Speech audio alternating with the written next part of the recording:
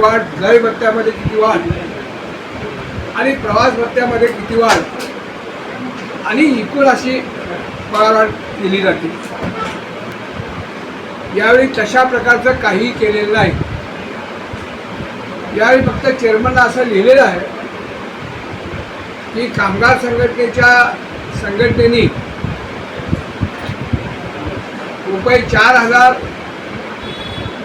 ते 8,300 रुपये पर्यंतची पगारवाढ मागितलेली आहे.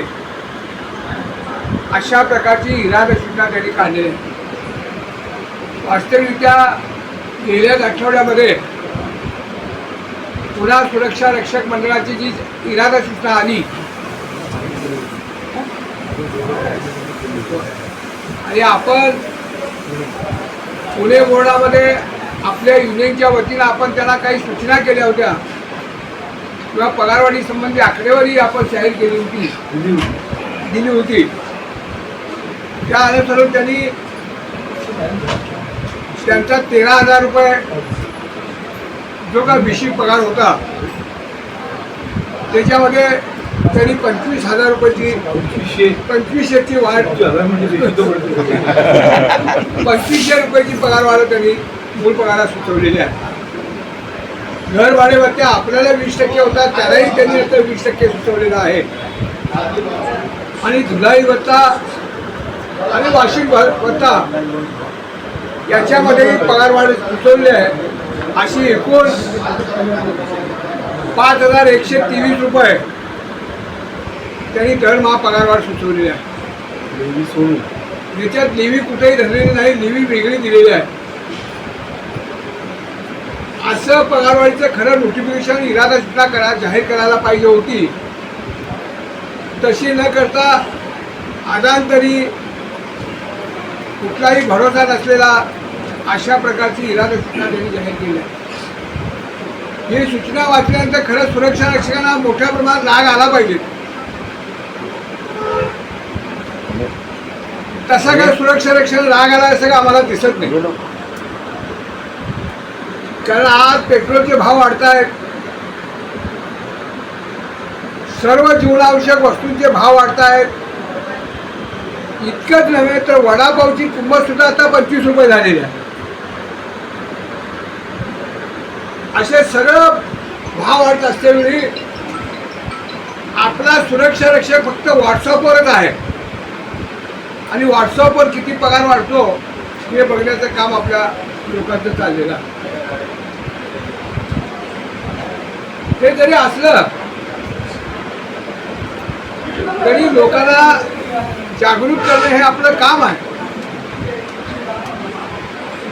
आणि लोकांना जागृत करून पगारवाढीसाठी उभं करणं हे आपलं काम असल्यामुळं आपण हे काम तातडीनं करतो. आपणही बोर्डाला पगारवाढ ज्यावेळी आपण मोर्चा काढला त्यावेळी पगारवाढी संबंधी नोटीस आपण बोर्डाला दिलं होतं आणि त्याच्यात जवळजवळ 7,000च्या वर आपण पगारवाढ मागितली होती. 7,500 पण मागितली होती. 8,000च्या जवळपास आपण पगारवाढ मागितली होती. तर याचा कुठलाही विचार न करता त्यांनी एकतर्फी पगारवाढ जाहीर केली ती आपल्याला नामंजूर आहे. पगारवाढ जाहीर केलेली नाही. तेव्हा आम्हाला भरघोस पगारवाढ आणि ठोक पगारवाढ मिळाली पाहिजे म्हणून आपण ही आजची मीटिंग बोललो. आज तुम्ही वर्तमानपत्रामध्ये वाचत असाल किंवा व्हॉट्सअपवर वाचत असाल की बोर्डामध्ये आपण एक मोर्चा बोर्डावर नेला होता, तारीख कोणता आठवत नाही, आणि आपण संभाव्य वेतनवाढ आपली मागणी सादर केलेली होती. तसंच पुण्यावर सुद्धा आम्ही केलं होतं, रायगडलाही केलं होतं. पुण्याची इरादा सूचना जाहीर झालेली आहे. ती साधारणतः 5,200 आहे आणि त्यात देवी वेगळी आहे. परवा मी चेअरमनशी बोललो की पुण्याने जर 5,200 दिली आहे तर मुंबईमध्ये किमान 7,000 तरी दिली पाहिजे, की 2,000 फरक पाहिजे. तर मुंबईचं जीवन आणखी महाग आहे आणि आपल्या सगळ्यांना कल्पना आहे की आपण जे विश्वगुरु झालेलो आहोत आणि जगातली जी महासत्ता झालेलो आहोत त्याचे पाय किती मातीचे होते किती तकलाद होतं आता दिसायला लागलेलं आहे. ज्या पद्धतीने भाववाढ केलेली आहे आणि उद्या आणखीन होणार आहे. याचा इराण अमेरिकेच्या युद्धाशी डायरेक्ट संबंध ते दाखवत आहेत, पण तो पुरेसा नाही, खोटा आहे. कारण भारताची अर्थव्यवस्था गेल्या अनेक वर्षापासून, गेल्या 8 वर्षापासून डळमळती आहे. मध्ये त्यांनी कोविडचा आसरा घेतला, आता वॉरचा घेत आहे. पण भारतामध्ये येणारी जी थेट गुंतवणूक आहे, परकीय गुंतवणूक जी शेअर बाजारामध्ये, ती गेल्या वर्षभरामध्ये मोठ्या प्रमाणात विड्रॉ होते. त्याचं कारण असं आहे की भारतातल्या स्थितीवर त्यांचा विश्वास उडालेला आहे परदेशी गुंतवणूकदारांचा. आणि तुम्ही पाहत असाल की भारताचा जो जागतिक बाजारपेठेमध्ये तुम्हाला काही जर घ्यायचं असेल तर डॉलर हे चलन आहे, रुपयात तुम्हाला खरेदी करता येत नाही. खास करून पेट्रोल हे तर तुम्हाला डॉलरमध्येच घ्यावं लागतं, दुसऱ्या कुठल्या चलनातून मिळत नाही. अशी रचना तिथे आंतरराष्ट्रीय बाजारपेठेत अमेरिकेने केलेली आहे, कारण ते दादा कंट्री असल्यामुळे. आणि तो रेट आता 90-95च्या आसपास आहे.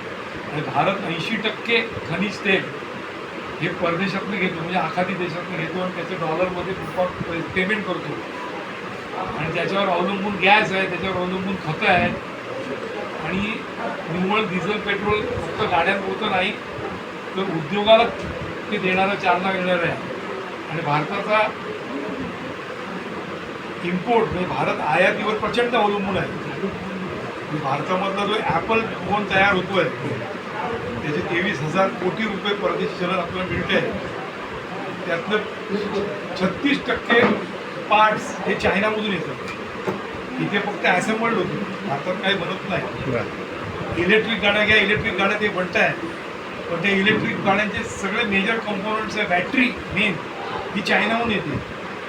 जवळजवळ 70% औषधाचा बेस जो आहे तो चायनाहून येतो. म्हणजे आपण इतके परदेशी याच्यावर अवलंबून आहे की हा निव्वळ ज्यांच्याकडे गाड्या आहेत त्यांना पेट्रोल किंवा डिझेल महाग मिळण्याचा संबंध नाही आहे. तर देशाची अर्थव्यवस्था मुळापासून हादरलेली आहे. आणि निर्लज्ज पद्धतीने आपल्या पंतप्रधानांनी 5 राज्याच्या निवडणुका साजऱ्या केल्या, त्यात कुठेही त्याचं सुतोवाच केलं नाही. त्यांनी महागाई पेट्रोलची केली नाही. आणि निवडणुका संपल्याबरोबर तुम्ही आता खाण्याचं तेल सुद्धा कमी करा. तुम्ही ऐकलं असेल, कंपन्या लॉसमध्ये जातील हा प्रश्न आपण विचारण्याची गरज नाही. पंतप्रधानांनी आपला फंड पुरवावा या बोर्डाला. तुम्हाला जर काय मालकाची चिंता असेल तर तुम्ही हा अशा बोर्डाला पैसे द्यावे. तुमची PM केअर फंड नावाचा खाजगी फंड तयार केलेला आहे, त्या फंडाचे पैसे कुठे आहेत काय कोणाला माहीत नाही. कारण सुप्रीम कोर्टात आपण गेलो होतो तरी सांगितलं खाजगी फंड असल्यामुळे त्याला राईट टू इन्फॉर्मेशन ॲक्ट खाली येत नाही, तो RTI खाली. त्यामुळे ते पैसे किती जमा झाले काय झाले आम्ही सांगणार नाही, आमच्यावर बंधन नाही. म्हणजे तो फंड काय कशाचा उपयोग करतायत. आणि त्या फंडाचं एक उदाहरण दिसलं की चायनीज कंपन्यांनी भरघोस मदत त्यांना केलेली आहे. ज्या चीनच्या विरुद्ध आपल्याला सांगितलं की तुम्ही पणती घेऊ नका आणि कंटेनर घेऊ नका, आणि गुजराती व्यापारी कंटेनर भरून सगळं आणतायत. तर सांगण्याचा त्याचा भाग असा आहे की आपण किमान वेतनाच्या परिवाराचे लोक आपण काय 7व्या वेतनात नाही आहे, 8वां तर नाहीच नाही. किंवा परमनंट कामगार ज्या पद्धतीने बँक LIC घेतात तसं नाही आहोत. आपण किमान वेतन घेतो. सुरक्षा रक्षकाची अधिसूचना जेव्हा जाहीर होते याचा अर्थ सुरक्षा रक्षकांसाठी किमान वेतन जाहीर होतं. म्हणजे कमीत कमी वेतन घेणारा आपण सुरक्षा रक्षक आहोत. तुम्हाला जरी तुम्ही मोठे वाटत असलात कारण तुम्ही तुलना करताय त्या खाजगी सुरक्षा रक्षकाची, त्याला तुमच्यापेक्षा कमी पगार आहे. पण कायद्याच्या दृष्टिकोनाचा विचार केला तर बोर्डाच्या वतीने तुम्हाला कमीत कमी वेतन मिळणारा तुम्ही सुरक्षा रक्षक आहात. आता 12 तास 16 तासपेक्षा तुम्हाला जास्त मिळते म्हणून वाटतं, पण खरं किमान वेतन मिळणाऱ्या सुरक्षा रक्षक आहात. त्याला या आर्थिक संकटामध्ये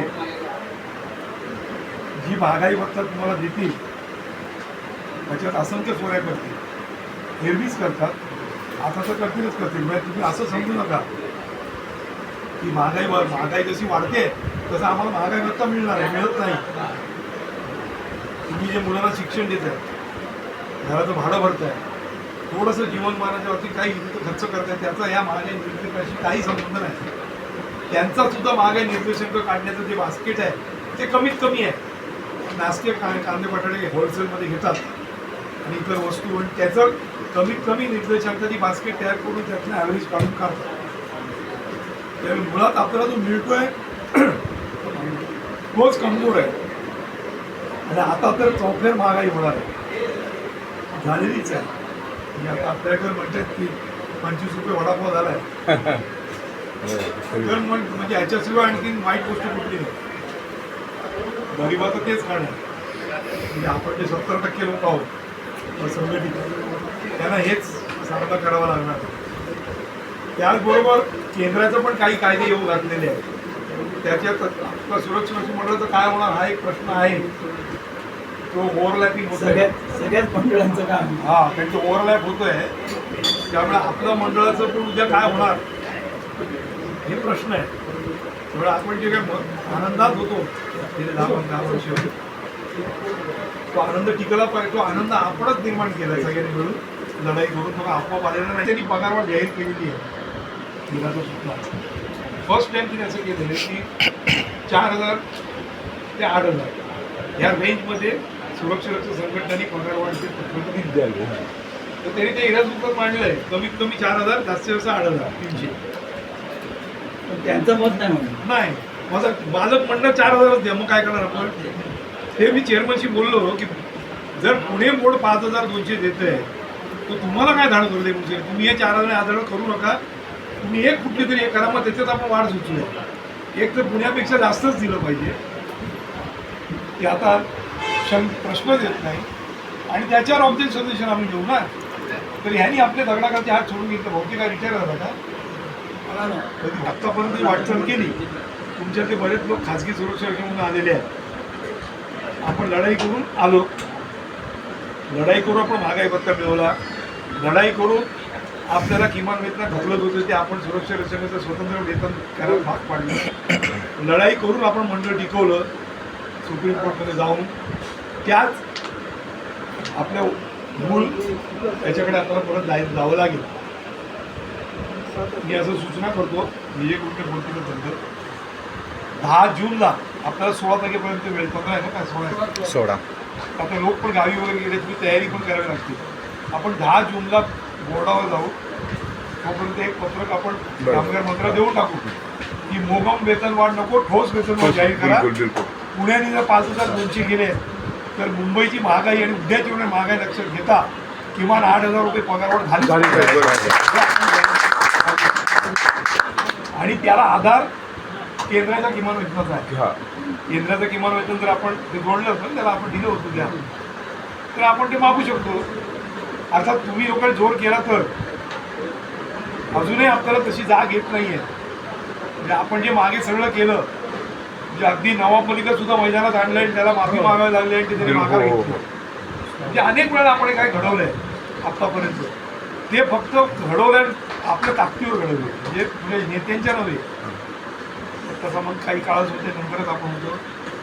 व्यक्ती येतात जातात, ताकद खरी असते. त्यामुळे ती ताकद तशी येईल. 1000 लोक तरी रस्त्यावर आले पाहिजे 10 तारखेला किमान. माझं म्हणणं जास्त आहे, पण मी आता तुम्हाला झेपेल एवढं देतो एक टार्गेट. किमान 1,000 लोक तिथे उतरले तर आपण आझाद मैदानाकडे कूच करू शकतो 2-3 दिवसात. किंवा हा गोळ तुम्ही बंद करा. म्हणजे आम्हाला काय सांगताय तुम्ही? सोनं खरेदी करू नका. सोनं खरेदी मंडळाच्या अध्यक्षाला सांगूया की आम्हाला मोगम नको, ठोस वेतनवाढ जाहीर करा. पुणे मंडळ जर 5,200 करू शकतं तर मुंबई 8,000 झालीच पाहिजे. आणि मंत्र्याला पण आपण जाऊन देऊ आणि त्या दृष्टीने आपण रचना करू. प्रचारात लागा आणि चलो मंडळ सांगपाडा 10 तारीख आपण त्याला निवेदन देऊ. बिलकुल. उदय भट साहेबांनी याचा जो मिटिंगचं आयोजन केलं ते खरोखरच आपल्यासाठी खूप महत्त्वाची बाब आहे. विशेष म्हणजे की आज आपली इतक्या दिवसात पगारवाढ झालेली नाही, परंतु ह्याच्यावरती कुणाचंही लक्ष नाही. मला वाटत असेल, मी म्हणत असेल, तो म्हणत असेल पगारवाढ झाली पाहिजे, कुणालाही वाटत नाही की आपली पगारवाढ झाली पाहिजे. लक्षात ठेवा, कुणालाच वाटत नाही. फक्त भटसाहेब हे आपल्या पहिल्यापासूनच आपल्या रक्तातून भोजन मिळाल्यासारखे त्यांचं काम, म्हणून त्यांना असं वाटतं की आपल्या सुरक्षा रक्षकांचं हित व्हावं, त्यांचं चांगल्या पद्धतीने कल्याण व्हावं. ही भावना त्यांची पहिल्यापासून होती. तर जास्तीत जास्त संख्येने आपले सुरक्षा रक्षक